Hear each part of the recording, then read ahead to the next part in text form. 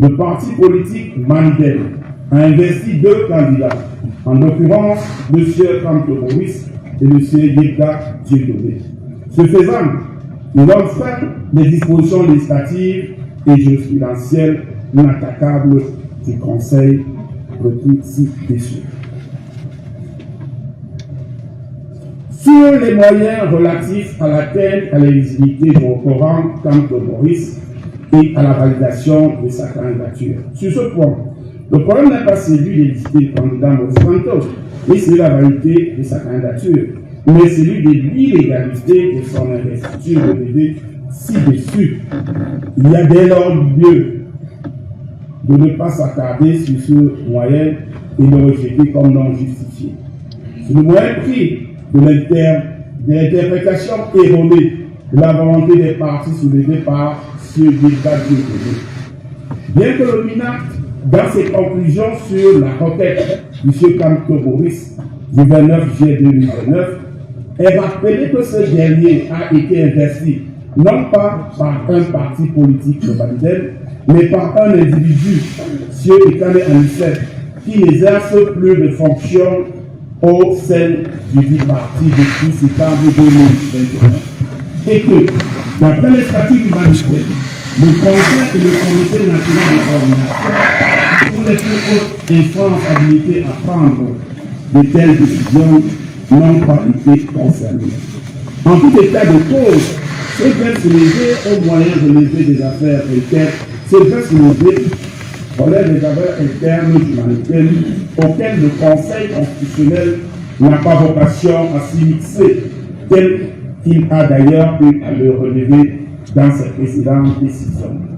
Au regard de ce qui précède, il y a lieu de rejeter également cet autre moyen et l'ensemble des requêtes comme non justifiées. Je vous remercie. Merci.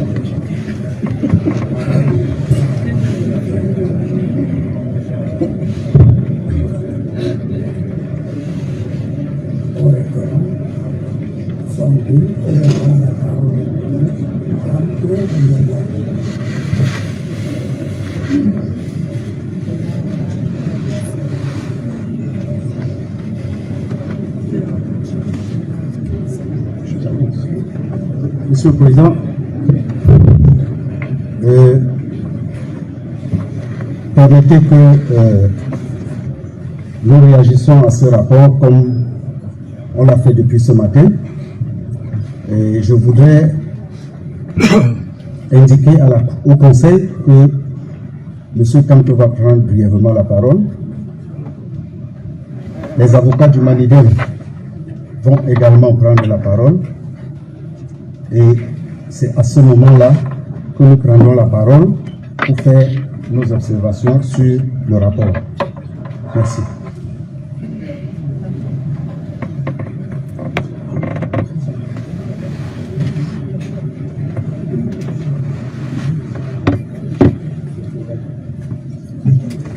Un rectificatif, Monsieur le Président, c'est les avocats de Manidel qui entendent prendre la parole le premier. Merci.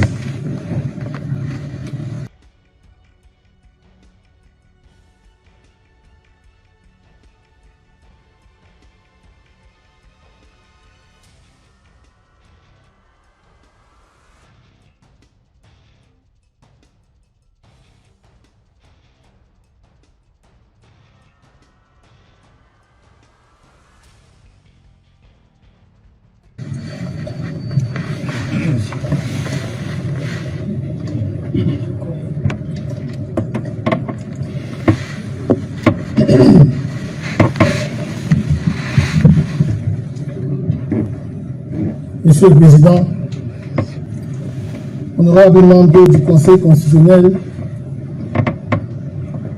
et comme ça se dit ailleurs, messieurs les sages, prendre la parole par la haute auguste juridiction est de manière durable la vie de la nation.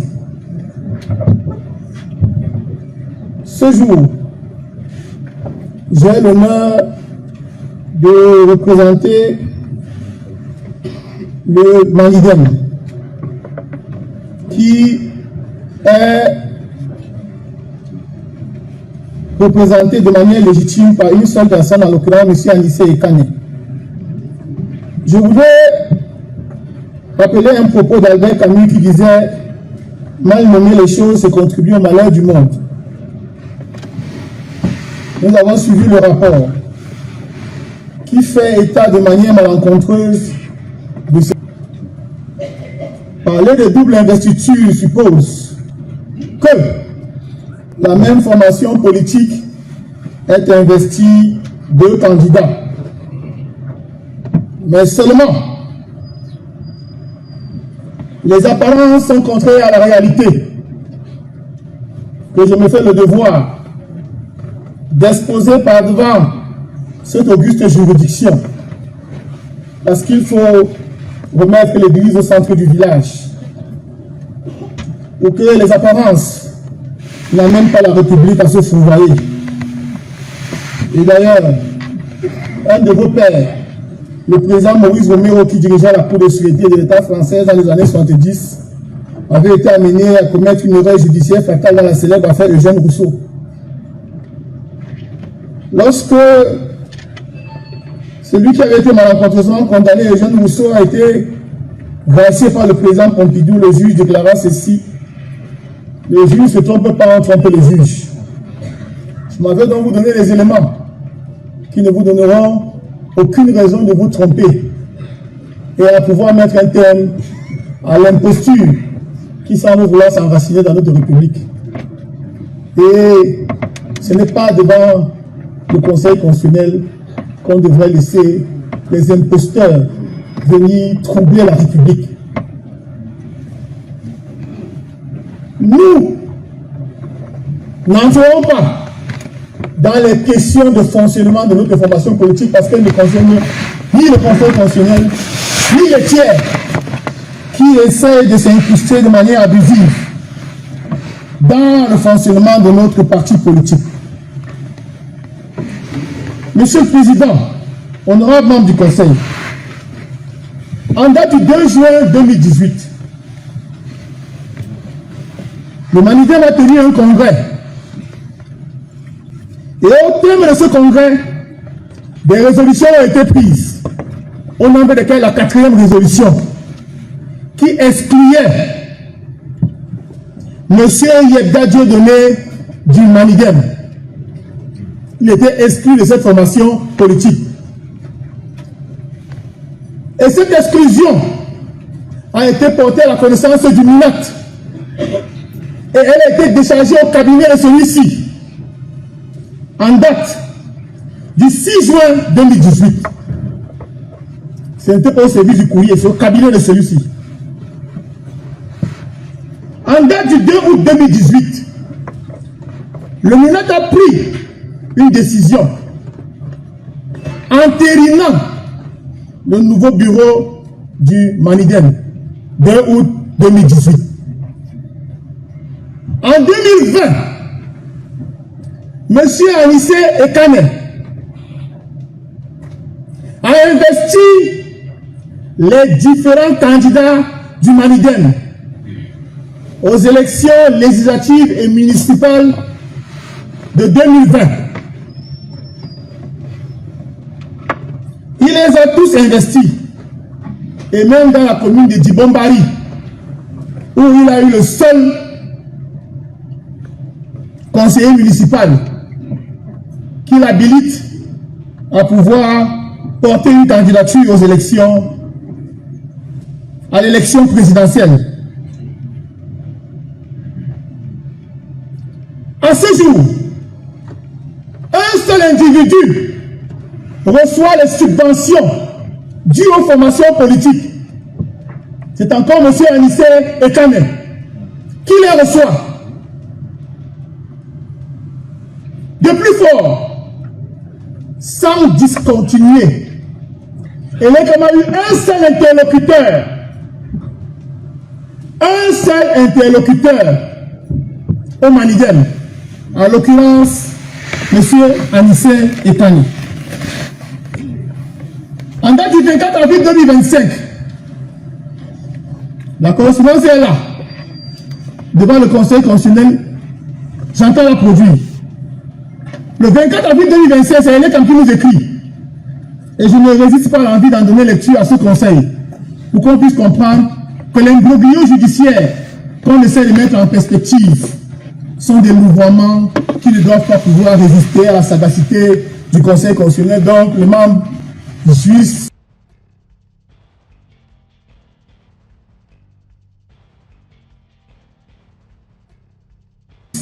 d'une expérience qui n'est pas à démontrer. Monsieur le Président, par résolution numéro 031 du 22 décembre 2022, le Conseil électoral a entériné les recommandations pour rendre effective, dynamique et inclusive la collaboration entre l'État et les autres acteurs du processus électoral. C'est un non et non à un certain Dieudonné Yebda. Ce n'est pas lui que l'État m'écrit. Alors, fort de cette réalité qui ne fait l'ombre d'aucun doute sur les représentants légitimes du Maniden, la dite formation politique dont le bureau est reconnu aussi bien par le ministère de l'administration territoriale que par Elecam, vu qu'en avril 2025 a décidé, comme la loi le lui permet, d'investir la personne de M. Moïse Kamto. Alors, par quelle alchimie juridique donc peut-on prétendre qu'il y a double investiture, étant entendu que, à aucun moment, M. Alissi Ekane et le bureau légitime qu'il représente n'a investi un autre